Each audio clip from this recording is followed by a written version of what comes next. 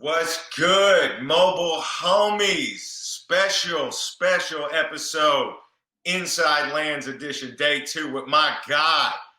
Oh, what can I say, man? Man. Writer, actor, rapper, overall artist, good guy, man. This is David Diggs. Yeah. What's up, bro? I don't know if I've ever actually told you this, but like I can't tell you how many times I went to see your concerts coming up. Like you're such a huge inspiration to me, bro. I don't know if I've ever actually told you that, but thank you. Latyrix was like a very important band to me, and all of your solo stuff, and just Anyway, it's an honor to be here in my house with you somewhere else. Yes, man. Welcome to Mobile Homies. I've been wanting to do this with you for such a long time, man. Thank you for doing this. How are you doing, first of all? Pretty, as well as one can during these times. I'm pretty good. Like I've been writing a lot. Just had a little writer's retreat working on this script, and getting a bunch of things started. Working with Rafael Casal on a TV show, and sure. You talked to him earlier, maybe something like that. Yesterday, yeah, we talked about it yesterday. Yeah. Well, I mean, for me, this was an obvious choice, when it came time to do Mobile Homies for Inside Lands, because I mean, especially with what's going on in the world right now, I can't think of, a guy that has been more at the center in his artistic career of all these sort of genre defining moments. I mean, from Hamilton to Blind Spotting, on and on. And talk about that positioning, if you think about it that way. I don't really think about it that way. I mean, the through line for most of the stuff that I think people cite when they see me sitting in the center of these sort of social political Venn diagrams are like things that I developed with my friends. They're all things that like folks who I choose to spend my time with and create with collectively. They're all things that came out of that. You know what I'm saying? Hamilton was my friend Lynn. Had a silly idea for a musical, and I said, yeah, whatever. What do you need? Blind Spotting was me and Rafa working for 10 years to try and make something. So I think, clipping is some, three friends who have been friends, like the three of us for 15 years now. I've known Bill Hudson was my best friend when we were 9 years old. You know what I'm saying? So like those things come out of just the community of artists that I surround myself with, and the way we think and talk about and process the world, and trying to figure out ways to just spit that out for other people to look at, For sure. And I mean, you're a Bay Area native. Yeah. And when you talk about that community, the way that I see you move and your crew, the way that I see you guys move, when you talk about working with Rafa, you talk about working with Lynn, and you talk about working with your friends in this community, I see the way that I grew up in sort of this real diverse space that has this really Bay Area centric intersection of art, politics, community. Yeah. I mean, we got that from you. You know what I'm saying? I mean, it pays itself forward, right?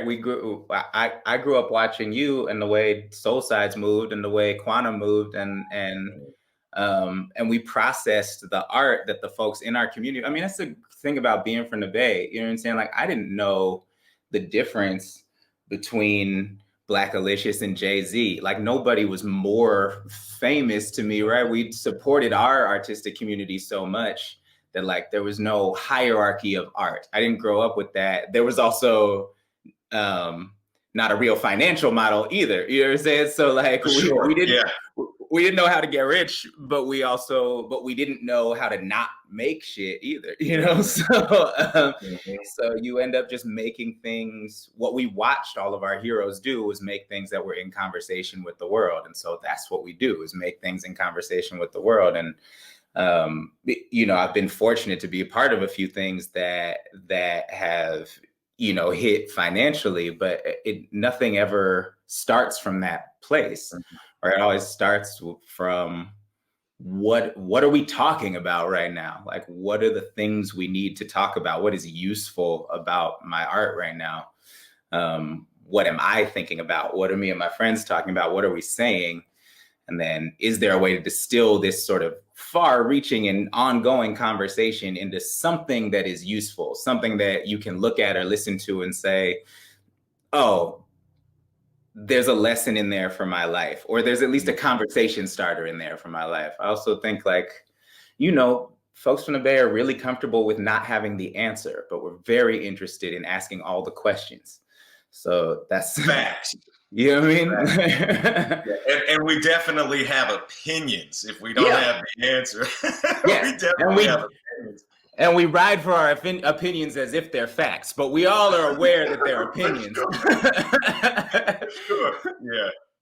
No, and I think that's really interesting that you say that. Is as you look to your art as you pull sort of daily occurrences and you incorporate them into your art, and in turn sort of generate more relevance, as we look and see what's happening out here in the world right now. It's an incredibly turbulent time, and I think that I've always felt like if people studied artists and studied musicians, particularly from the Bay, we could learn so much about how to work together, being from different backgrounds, being from different ethnic traditions, being from different, situations.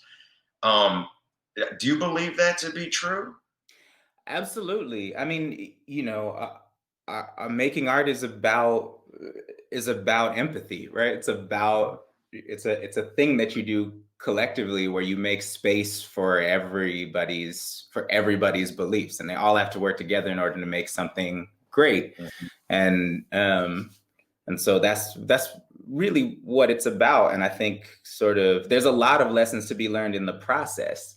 It's the part of the reason that you see at the forefront of every sort of social and political movement that's been started from a grassroots level, from a street level. Somewhere at the center of it are the artists, and that is because artists can figure out a way to get emotional buy-in to the issues that we're talking about, which is hugely important, right? Like, facts and statistics do a lot, and we should all be more comfortable looking at them than we are. However, like, someone has to interpret that data and make you feel something in order to promote action. And the other part of that is that artists have a process of creation that is similar to what it takes to make a society that works together. You have to go into an artistic process understanding that you all have you're coming from different places.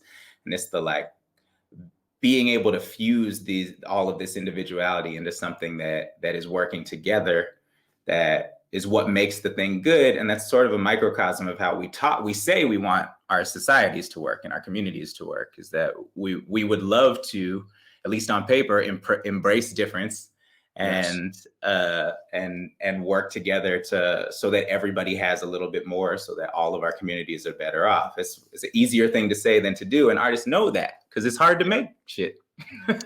It is, but I think, I mean, let's really think about this.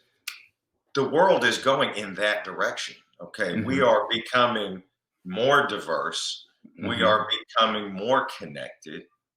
We are becoming more a part of each other's lives in every way, every day. You know what I mean?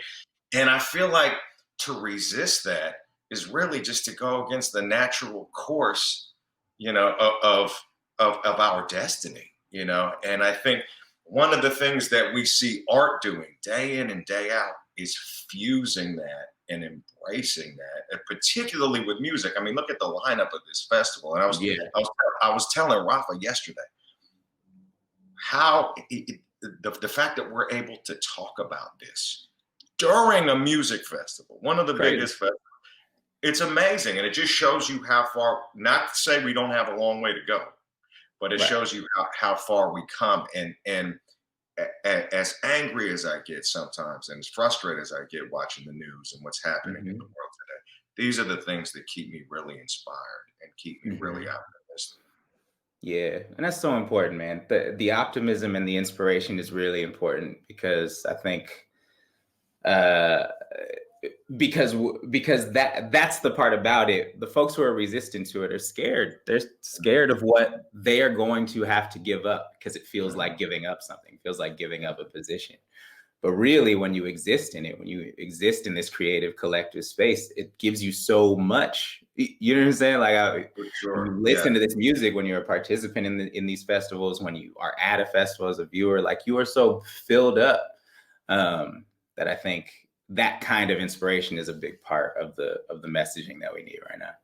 Absolutely. And I would agree 100%. And I just want to say thank you so much for doing this with me today, man. I mean, Bro, thank you. like I like I said, I mean, it was an obvious choice, as far as who to talk to and how we were going to pull this off. And I really appreciate you being here, man. Thank you so much.